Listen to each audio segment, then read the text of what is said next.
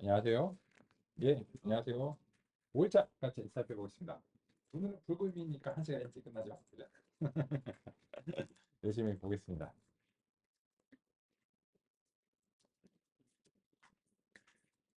그러면 우리가 어떤 얘기들 했는지 약간 빅픽처를 살펴보면서 나머지 시간들의 진도도 확인 드리겠습니다.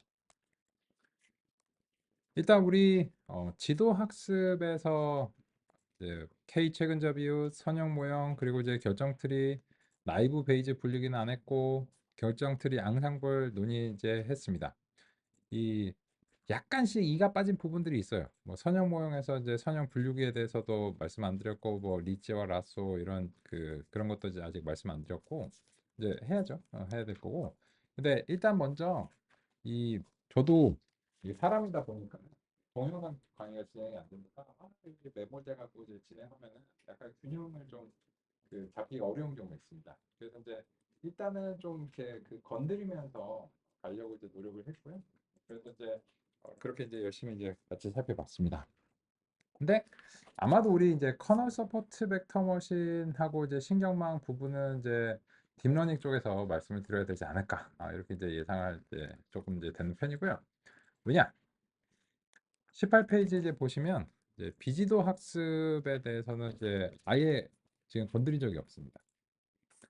그래서 이제 3.4절에 이제 차원 축소, 특성 추출, 이제 매니폴드 학습이라고 하는 이제 이런 부분이 있는데, 요거가 이제 비선형 고차원 데이터고, 이게 신경망으로 가기 전에 이제 고민들이라고 할 수 있습니다. 그래서 이제 신경망 같은 것들을 이제 왜 해야 되는가라고 하는 점을 납득하는 이제 방법이기도 하니까, 그래서 신경망을 위한 이제 대비이기도 하고, 그렇다라고 이제 볼 수 있고요. 근데 대체로 이제 3.4절하고 3.5절을 이제 우리가 논의를 안 했습니다. 아예 안 했고, 그래서 이 중요한 부분이죠. 그래서 이제 비지도 학습이 이제 무엇이고 어떤 가치를 이제 지니는가, 이런 점들은 이제 되게 중요한 부분이고, 뭐 데이터 전처리 스케일 조정은 이제 뭐 이슈가 없죠. 근데 뭐 여러 가지 방법론들이 그 있고, 그래서 이제 그 중에서 이제 원하는 거를 이제 적용할 수 있고, 알고리즘에 따라서 이게 좋아하는 것들이 있다. 그리고 알고리즘과 데이터의 이제 조합이고, 그리고 이제 4장의 데이터 표현과 특성 공학도 좀 안 건드린 부분이 있죠. 범주형 변수 요거 아직 안 건드렸는데, 4.1, 4.2, 4.3이 다 똑같은 얘기예요. 이거 뭐 굳이 장을 나눌 필요가 있는가 싶은데, 결국 이제 범주형 변수 이제 얘기입니다. 이 범주형 변수는 우리 뭐 보스턴 데이터라든지 여러 군데 있습니다. 그래서 이제 요거는 이제 한 10분 얘기하면 되는 얘기입니다. 그래서 뭐 오래 걸리는 건 아니고요. 그리고 이제 요 4.7절의 이제 특성 자동 선택 요 부분은, 이거는 이제 결론적으로는 그렇게 효과가 많이 없다가 결론이에요. 모형을 이제 열심히 하다 보면 결정 트리 같은 경우에 이제 어느 특성이 중요하고 중요하지 않다를 자동적으로 이제 하죠. 그러면은 중요하지 않은 특성은 그냥 이제 선별이 되는 것과 마찬가지 이제 효과가 있기 때문에, 이건 이제 예전에 통계적 방법론을 사용하실 때 그때 이제 좀 고민하시는 경우가 있는데, 머신러닝 쪽에서는 요새 이제 잘 안 하는 편이에요. 그래서 이거는 뭐 열심히 하지만 결과적으로는 그냥 모형을 잘 사용하는 게 낫겠다, 뭐 이런 식의 이제 결론이라서 큰 의미는 없는 편이고, 그래서 이제 할 만한 게 요 4.5절하고 이제 4.6절과 이제 관련된 얘기인데, 이거는 이제 어제 마지막 시간에 우리가 논의를 이제 하던 것과 연관이 있습니다. 그래서 이제 오늘 이어서 이제 살펴볼 거고요. 그래서 사실 이제 4장에서는 요 중간 부분들이 좀 가치가 있어요. 그래서 이제 실질적인 어떤 효력이 이제 있기 때문에, 나머지 부분들은 이제 약간 우선순위나 중요도가 이제 떨어지는 이제 편이다, 이렇게 이제 보실 수 있고요. 그리고 이제 이 모델 평가, 교차 검증, 그리드 서치 이제 이런 얘기들 이제 해야죠. 그래서 이제 이런 얘기들 한 30분 정도 수행하면 이제 될 것 같고요. 그래서 이거는 이미 모형에 대해서 잘 아시고 계시기 때문에 여기에 대해서 뭐 그냥 정교한 평가적인 평가 방법론이 이제 필요하다, 뭐 이런 얘기고, 그래서 이제 이걸 시간이 많이 안 걸릴 것 같습니다. 그리고 이제 6장은 거의 우리가 가치를 공감하고 있죠. 파이프라인을 통해서 이제 하고 있고, 7장 텍스트 데이터 다루기는 중요하죠. 중요하고 어렵습니다. 중요하고 어려운데 여기서는 이제 다루기가 좀 어려우니까 그래서 텍스트 딥러닝 쪽에서 수행을 이제 하고 있다. 이런 점으로 이제 상의 드리겠습니다. 그러면 이제 그 오늘의 큰 진도적인 측면으로 보면 선형 모형에 대해서 아직 얘기가 안 끝났고 할 얘기가 좀 많습니다. 선형 모형에 대해서 이제 할 얘기가 이제 많고 이 생각보다 좀 까다로운 부분들이 꽤 많아요. 그래서 이제 이걸 통해서 우리는 이제 커널 서포트 벡터 머신과 이제 신경망의 이제 발판을 마련하기도 하겠습니다. 그래서 이제 의외로 선형 모형 쪽에서 아직 할 얘기가 많이 남았고 그리고 이제 이 비지도 학습 쪽에서는 아예 이제 논의를 안 했죠. 그래서 제 생각이 이렇습니다. 이 선형 모형은 뭐 그 좀 얘기가 많으니까 일단 비지도 학습을 먼저 좀 그 한번 건드리고 갈게요. 완전히 뭐 소진시키진 못하더라도 아예 비지도 학습이 이제 뒤에 몰려버린다든지 이런 문제가 없어 있으면 안 되니까요. 선형 모형은 어느 정도 건드렸잖아요. 그죠? 어느 정도 이제 핵심적인 내용을 건드렸으니까 그래서 아예 비지도 학습이 뒤에 몰려가지고 그 이렇게 찌보기가 되지 않도록 이거를 좀 건드리고 가겠습니다. 그래서 정리해서 말씀드리면 오전에는 비지도 학습을 다루겠습니다. 오늘 오전 2시간 요거 이제 다루고요. 그리고 나머지 오후에 4시간이 있죠. 그 4시간을 통해서 선형 모형의 남은 이야기들 드리고 그리고 이제 나머지 이제 주석할 것들 이렇게 이제 하고 선형 모형 말씀드린 이제 과정 속에서 뭐 이런 얘기들이 이제 자연스럽게 전개가 되지 않을까 생각합니다. 그래서 그렇게 이제 보겠습니다. 오케이. 그러면은 203페이지의 이제 차원 축소 특성 추출 이제 매니폴드 학습이라고 하는 이런 부분입니다.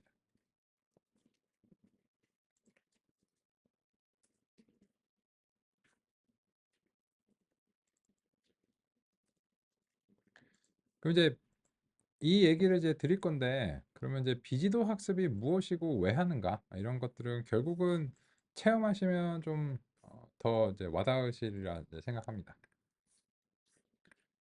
그러면 이제 5일차 노트북 다음 같이 이제 하고요. 4일차 노트북에서 복사할 것들 있죠. 4일차 노트북의 임포트문과 유틸리티 함수 정의 여기까지는 일단 무조건 가져오셔야 되겠죠. 그래서 이제 어제 이미 논의를 했으니까 요거 복사해서 5일차 노트북에다가 이렇게 이제 붙여놓고 몽땅 실행 나눠올 셀즈 이렇게 하겠습니다.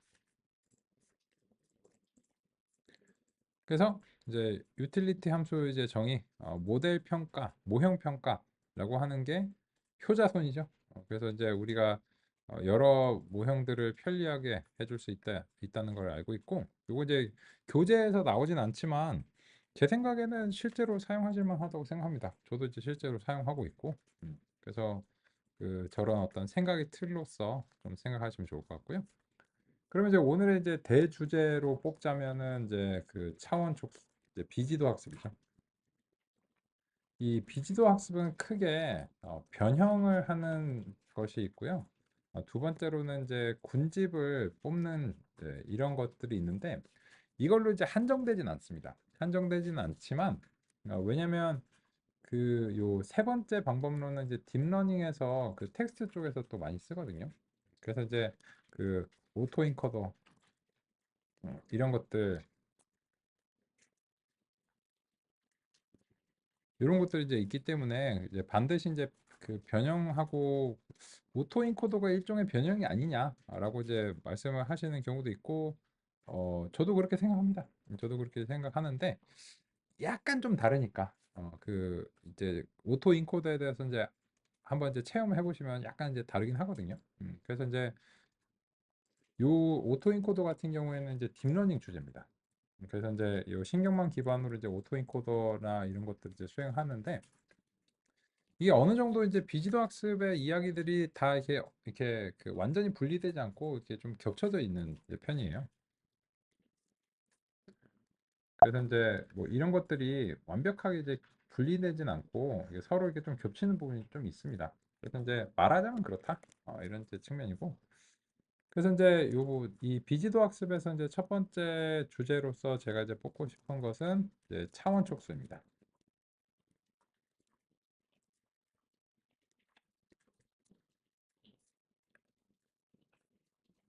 이런 식으로 이제 큰 틀에서 좀 살펴볼까 합니다.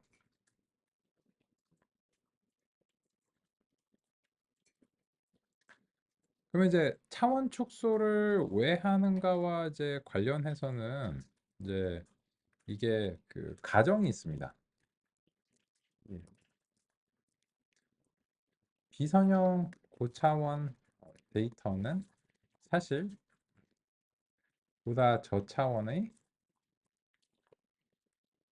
잠재 차원이라고 번역할게요. 라텐트 디멘전으로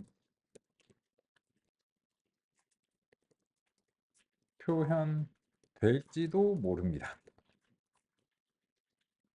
이게 이제 뭐냐면 이게 그 매니폴드 가설입니다.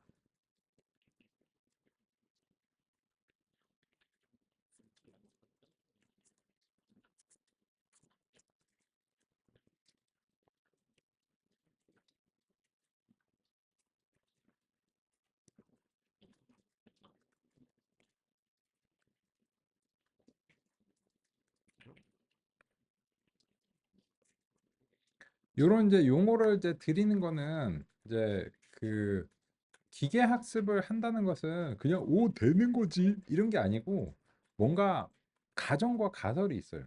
뭐 이게 선형적인 어떤 관계가 있을 것이란 가정, 뭐 이웃들과의 관계 속에서 자신이 결정될 거란 가정, 이제 영역을 막 고차원적이지만 어쨌든 영역을 나누다 보면 이제 되게 돼 있다라고 하는 이제 결정트리적인 가설.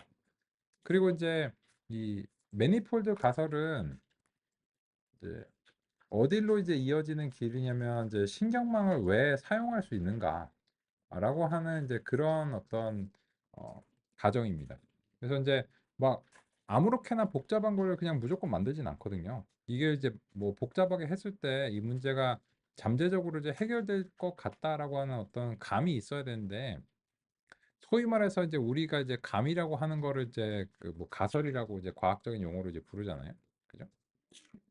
근데 이제 도대체 이게 뭔 소리야? 라고 하는 점은 한번 해보시면 좀 더 자명하다고 생각합니다. 그러기 위해서 우리는 이제 그 데이터를 몇 개 이제 가져오겠습니다. 그 중에서도 이제 캔서 데이터를 한번 가져와 볼게요. 4일차에서 4일차에서는 없구나. 그럼 이제 데이터 셋들은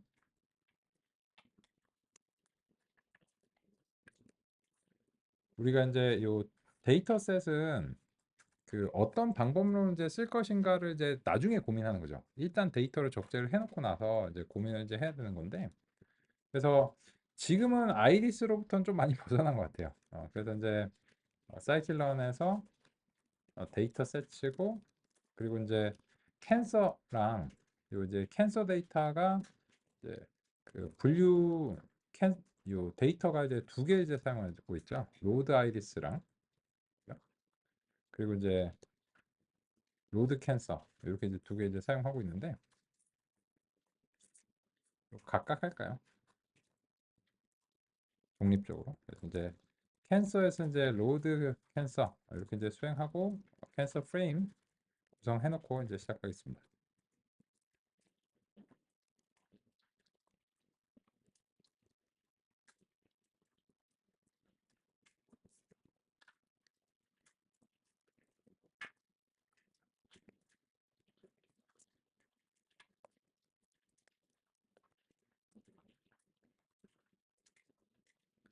잘 아시는 것처럼. 그죠?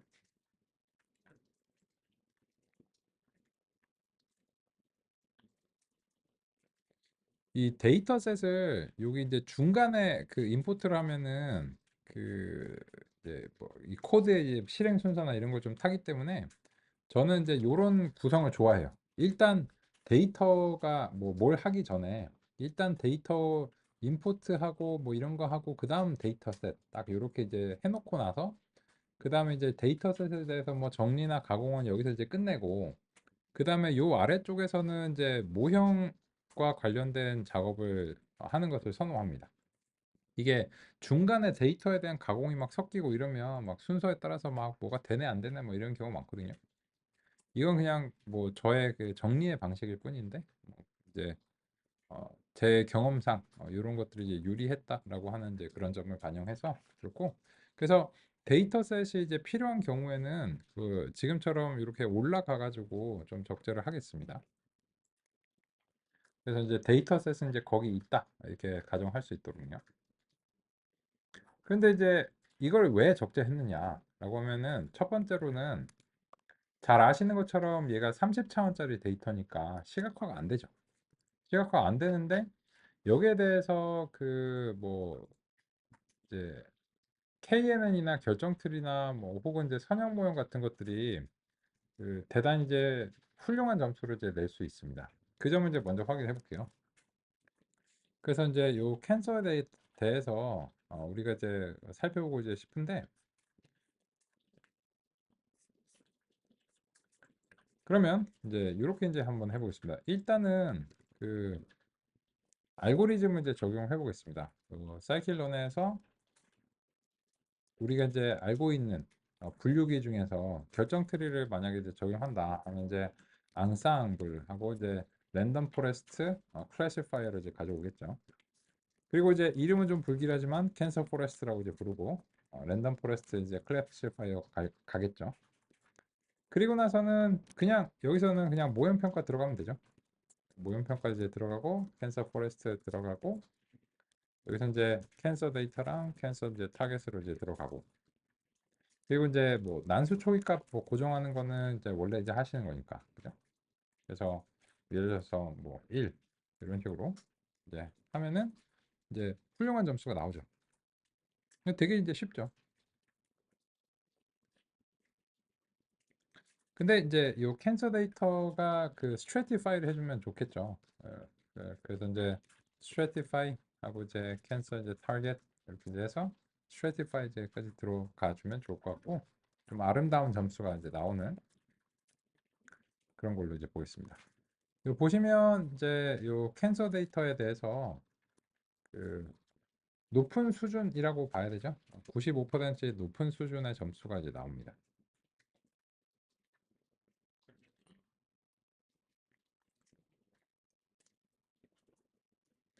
그런데 지금 이제 요 캔서 데이터에 대해서 우리가 이제 그 살펴보고 있는데 여기에서 이제 이렇게 이제 수행하고 나서 우리가 이 랜덤 포레스트한테 특성 중요도를 한번 요청을 이제 해볼게요.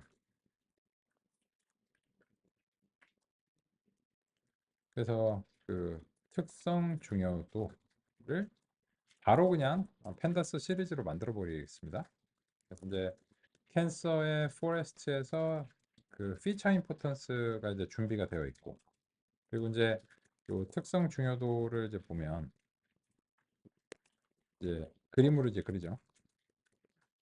수평 막대 그래프로 특성 중요도를 이제 이렇게 이제 그려 보겠습니다. 그리고 이제 참 이제 가독성을 위해서 이건 굳이 안 해도 되지만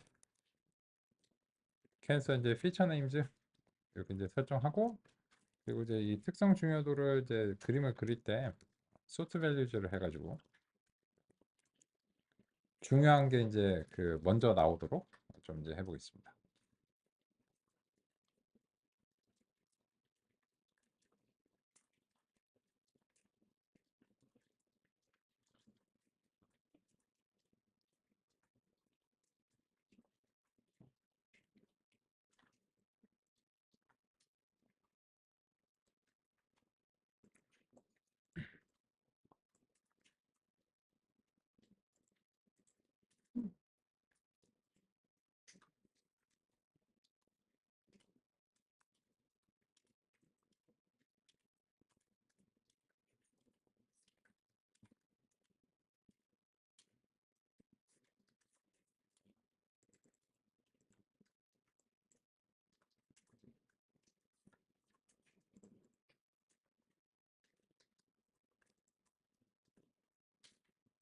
잠시 확인할까요?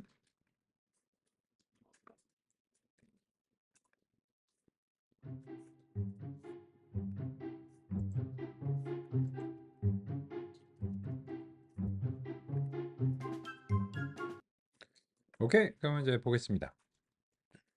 그럼 이제 보시면 뭐 워스트 레디어스, 워스트 페리미터 이런 것들이 있는데 약간씩 순서가 다르실 수 있어요. 그거는 이제 랜덤 포레스트에 이제 랜덤니스가 있기 때문인데 아마도 순서는 좀 다르실 수 있지만 이 상위의 집합들을 보면은 거의 유사할 겁니다. 근데 이제 이 보면 이제 중요한 애들이 있고 중요한 속성들이 있고 잡다구리한 속성들이 이제 있죠. 이런 것들 이제 영향이 이제 거의 없고 그냥 마지막에 이제 리프 노드, 이파리 노드에 가까워져서야 이제 간신히 뭐 사용되는 이런 것들이겠죠. 뭐 한두 개 샘플 뭐 나눌 때 쓴다든지 이런 그 지엽적인 속성들일 겁니다. 근데 이제 이 얘기를 왜 하냐? 라고 하면은 이런 거죠. 30개의 특성이 있는데 그 중에서 만약에 이런 방식이라면 유효한 특성은 30개보다 좀 적지 않을까? 만약에 이제 그렇다면 더 이제 저차원으로 압축을 해서 이런 것들을 표현하는 게 가능하지는 않을까? 라고 하는 이제 이런 그 생각이 이제 들 수 있는 거죠. 그래서 이 통계적인 방법을 통해서 이러한 이제 그 차원을 이제 변환하거나 이런 것들이 이제 가능한데 그거가 이제 PCA라고 이제 부르는 기법입니다. 그래서 이제 사이클론에서 디컴포지션 그리고 이제 PCA 이렇게 이제 가져오겠습니다.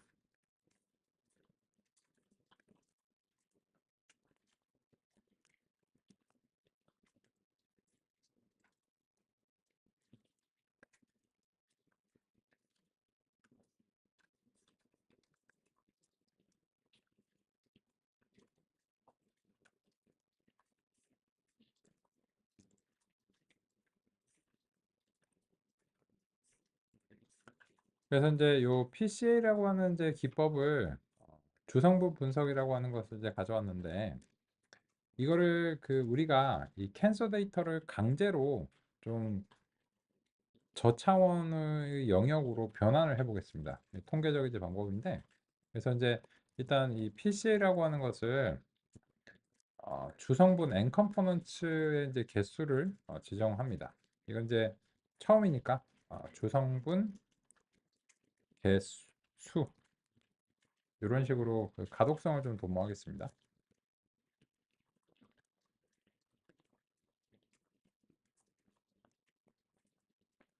그리고 나서 이제 요 PCA를 캔서 2D라고 이제 부를게요. 그래서 이제 PCA에서 이제 fit transform을 이제 한꺼번에 이제 호출을 해서 요 캔서 데이터를 이제 fit transform을 이제 수행을 이제 하겠습니다. 그리고 나서 캔서 데이터 이제 쉐입을 하고 캔서 이제 2D 쉐입하고 비교하겠습니다.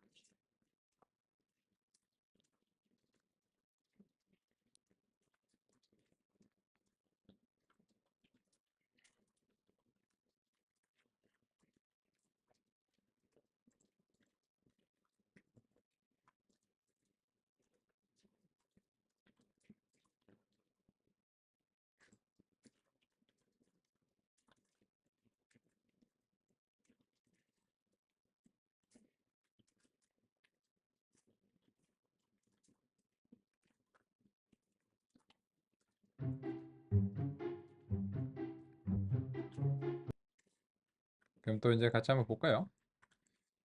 보시면 S계는 변함이 없습니다. 569건인데 30차원이었던 것이 이제 2차원으로 이제 줄어들었죠. 그래서 이제 어떤 이제 원래 원본의 X가 30차원짜리였는데 요 X 다시가 되면서 2차원으로 이제 줄어들었습니다. 이 차원 축소의 이제 방식은 크게 두 가지가 있죠. 우리가 이제 첫 번째로 수행한 차원 축소의 방식은 무엇이었는가? 붓꽃에서도 차원 축소를 한번 시도를 했습니다. 요게 이제 첫 번째 방식이죠. 즉 특성 선별입니다.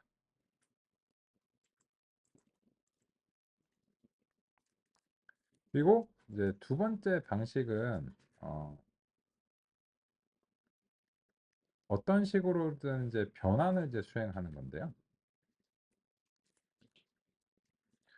이 붓꽃에서는 우리가 이제 X1하고 X3만 이렇게 이제 선별을 했었는데 그거 왜 했었나요?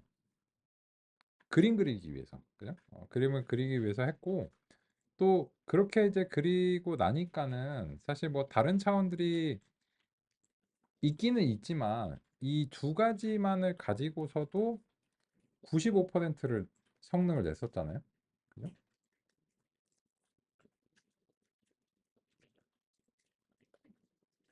그게 시사하는 바가 무엇이냐면 이 붓꽃에 대해서 우리는 사실상 이제 두 개의 잠재적인 다른 이제 차원만 선택을 해도 이 붓꽃에 대해서 95%를 예측할 수 있다라고 하는 것이니까 이 네 개가 있지만 유효 차원이 이제 두 개라고도 얘기할 수 있는 거죠. 어느 정도 선에서는요. 그죠? 근데 이제 그 지금의 이제 이 PCA와 같은 방식은 이제 선별한 건 아닙니다. 즉 이제 30개 중에서 제일 좋은 두 개를 선별한 게 아니에요. 왜냐면 이 캔서 같은 경우에는 이제 그 아까 분석을 통해서도 보시지만 이 여러 두 개 이상 두 개보다는 훨씬 많은 차원들이 일단 상호작용하는 이제 상태이기 때문에 어느 두 개만 이제 고르기는 좀 어렵고 그래서 이런 거는 아예 그냥 X 다시로 변환이 이제 일어난 상태입니다. 근데 이제 요런 변환 자체가 바람직한가 그리고 유효한가는 우리가 평가를 해야 됩니다. 이런 거죠. 그 예를 들어서 어떤 사람에 대해서 그리는데 사람을 요렇게 이제 그릴 수도 있잖아요.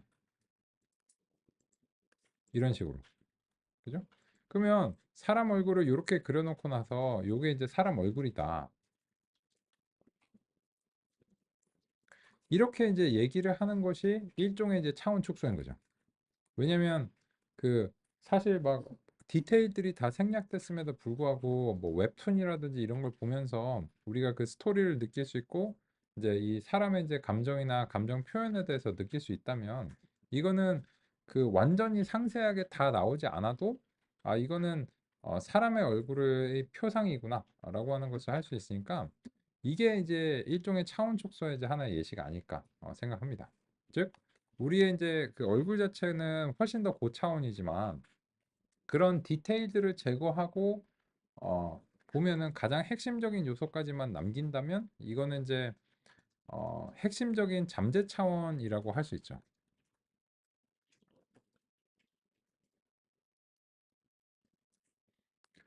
그런데 그러면 2차원으로 굳이 왜 줄였느냐? 이 2차원은 2차원으로 줄이는 이유는 시각화 용도입니다.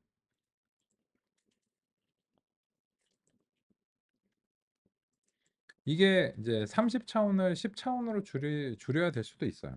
근데 이제 어, 굳이 2차원까지 이제 줄인 이유는 붓꽃에서와 이제 용법이 이제 동일합니다. 그래서 이렇게 줄였을 때 우리가 이제 이 캔서 데이터의 그 분포 양상을 눈으로 볼 수가 있겠죠. 물론 그 줄였다고 해서 다 좋은 건 아니기 때문에 이제 보면서 또 평가를 하는 게 필요합니다. 그래서 이제 줄인 거를 가지고서 한번 이제 평가를 이제 해보겠습니다.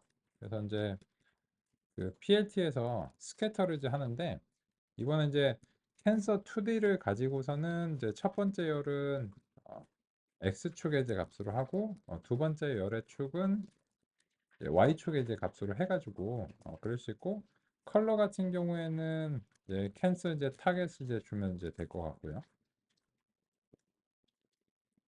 이렇게 이제 해서 얘가 이제 그려지는지 한번 이제 보겠습니다. 이 두 개의 값이니까는 적당히 이제 알아서 컬러를 이제 할당을 해줍니다.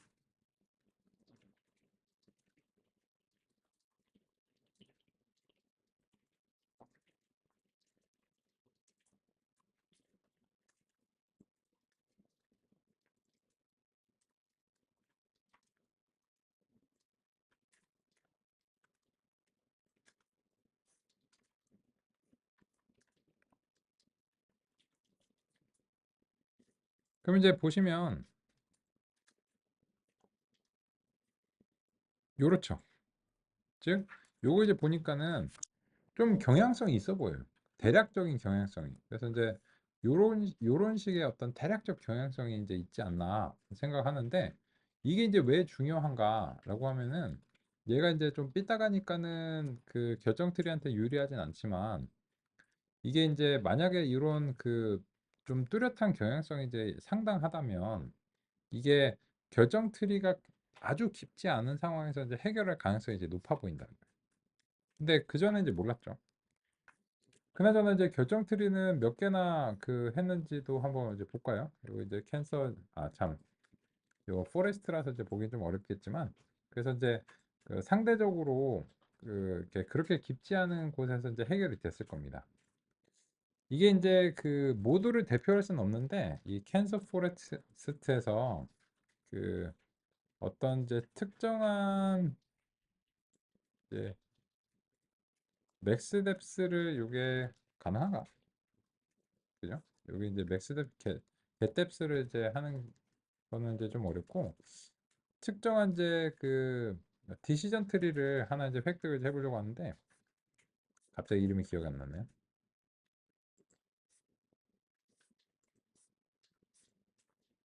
챗GPT한테 물어봐야 되겠다. 사이클론 랜덤 포레스트 훈련 후 학습된 개별 결정 트리에 접근하기. 이게 그 내가 뭘 해야 될지는 아는데 API 명칭이 그냥 생각이 안 나는 경우 있잖아요. 뭐 그걸 다 외우고 다니는 건 아니니까. 이런 거 이제 좋죠. 아, 맞다. 에스티메이터즈. 이제 생각났습니다. 요런 게 좋아요. 그죠? 문서를 이제 뒤지면 한참 걸리는데. 그죠? 그래서 이제 여기서 이제 에스티메이터즈 요거 이제 있고 요게 이제 그 결정 틀이 이제 하나하나거든요. 근데 이제 그 어떤 이제 임의의 결정 틀이 요게 이제 100개가 나와야 되겠죠. 그죠? 요 에스티메이터즈가 우리가 그 랜덤 포레스트에서 넘버 오브 에스티메이터즈가 이제 100이니까는 학습된 결정 트리의 개수는 이제 100개입니다. 요거는 예전에 우리가 이 포레스트 이렇게 해가지고 이렇게 목록으로 이렇게 만들었잖아요. 그겁니다. 딱 그거예요. 근데 이제 이 getDeps 같은 거는 이제 단일 결정 트리에 대해서 이제 수행이 이제 되다 보니까 여기서 이제 그 어떤 결정 트리 하나 캔서 포레스트의 에스티메이터즈에서 어떤 결정 트리 하나를 이제 하고 getDeps를 시도를 해보겠습니다.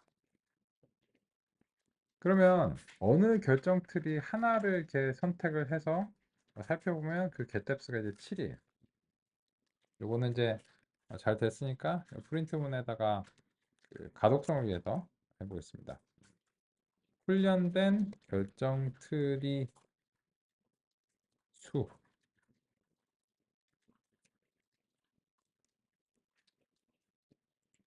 그리고 어느 어느 결정 트리의 최대 깊이인 거죠. 그러면 이제 이런 식으로 수행하면 이제 에스티메이터즈 전체를 이제 순환하면서 getDeps를 하면은 평균 깊이가 나올 수 있겠죠. 그래서 이제 어, 최대 깊이라고 하는 것을 이제 포문으로 이제 돌면서 한번 이제 수집을 해볼게요. 그래서 이제 그 어느 이제 결정 트리에 getDeps들을 이제 수집을 하고 싶은데 요거 이제 결정 트리들을 이제 순환하는 거죠. 어디서? 캔서 포레스트에 에스티메이터즈로 이제 순환 이제 하고 그러면 이제 요 마지막에 이제 프린트문에서는 이제 최대 깊이의 이제 평균 값을 구하면 되겠죠.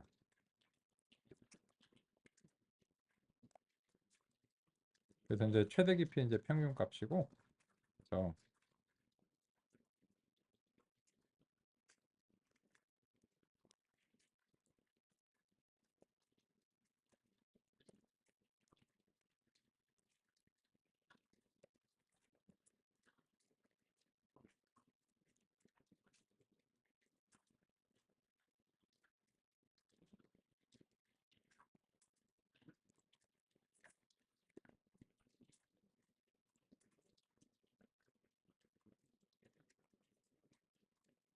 잠시 확인하겠습니다. 같이 또 볼까요? 보시면 이제 어느 결정 트리의 최대 깊이는 7인데 이게 이제 얘만 이렇고 다른 애들은 아닐 가능성 때문에 최대 깊이 이제 전체 100개의 평균값을 이제 획득을 해봤더니 보시다시피 이제 6.5입니다. 비슷비슷하다는 얘기죠. 근데 어제 보셔서 알겠지만 그 이 결정 트리가 그 잘 못하게 되는 경우가 어떤 경우냐면 이 깊이가 이제 너무 지나치게 깊어지는 경우에 과적합 위험이 많이 발생합니다. 그래서 이제 야 너무 오버했어. 그게 과적합의 이유죠. 근데 지금의 경우에는 요 캔서 같은 경우에는 이 모형이 결과적으로는 그렇게 깊지 않고 그러면 깊지 않은데 이 훈련과 시험 점수가 높다는 것은 데이터의 복잡도가 낮다는 것을 시사합니다.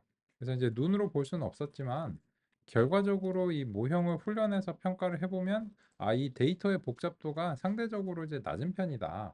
라고 하는 것을 우리가 이제 알 수 있어요. 그래서 이제 그런 측면으로 이제 같이 이제 살펴봤고 이거 이제 왜 했냐? 그래서 이제 저렇게 복잡도가 이제 낮은 경우에는 그 강하게 이제 차원의 개수를 이제 줄여도 어느 정도 이제 유효할 것이다라고 하는 이제 이런 그 가정을 이제 하고 있고, 그래서 이제 이런 경향성이 이제 있다라고 하는 사실을 이제 알 수 있습니다. 그런데 이 PCA 알고리즘도 전처리를 탑니다. 왜냐하면 이 PCA가 분산에 민감합니다. 그래서 이 분산에 민감한 알고리즘들은 그 스탠다드 스케일러를 적용해 주는 게 좋습니다. 그래서 이제 사이클런에서 프리 프로세싱에서 스탠다드 스케일러를 이제 그 가져오고 이거를 이제 쓸 거면 당연히 이제 파이프라인을 우리는 애진작에 도입을 했죠. 그죠?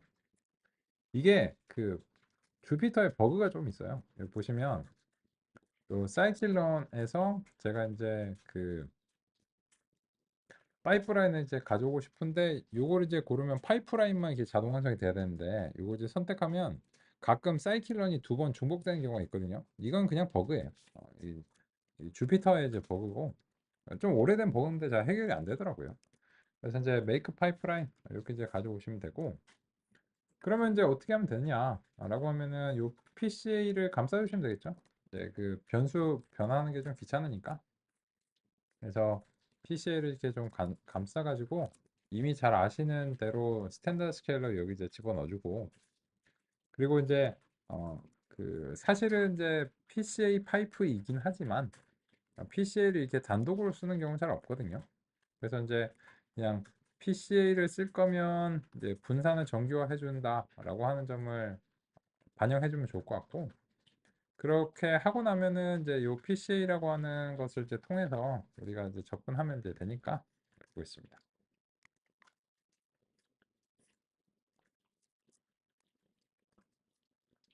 그러면 결과적으로 보시면 그림이 아까 이렇게 좀 찌부기가 된 듯한 이런 느낌이었는데 이게 좀 퍼졌죠. 그죠? 그래서 요 알고리즘이 좀 좋아하는 스타일을 반영해주면 이제 유리한 점이 있습니다. 그리고 이제 이걸 보시면 훨씬 더 경향성이 명확하죠. 이제 요 왼쪽은 그 이제 아마 이제 종양들인 것 같아요. 개수가 살짝 적은 어떤 종양들이고, 그러니까 악성 종양, 소위 말해서 이제 암들이고, 그리고 이제 요 오른쪽은 이제 양성 종양의 이제 그 분포일 것으로 이제 보입니다.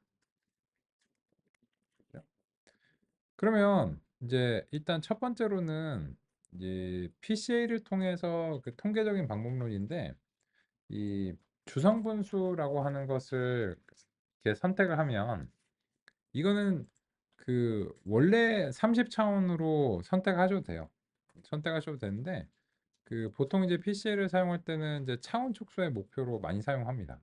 그리고 이 2차원까지 줄인 것은 대체로 이제 시각화의 용도다라고 하는 점이고, 그래서 이제 지금도 실제로 이제 보시면 오, 캔서 데이터를 드디어 눈으로 볼 수 있구만 라고 하는 사실을 우리가 이제 알 수 있습니다. 그러면 이제 여기서 우리는 이 PCA가 원래의 30차원이었잖아요.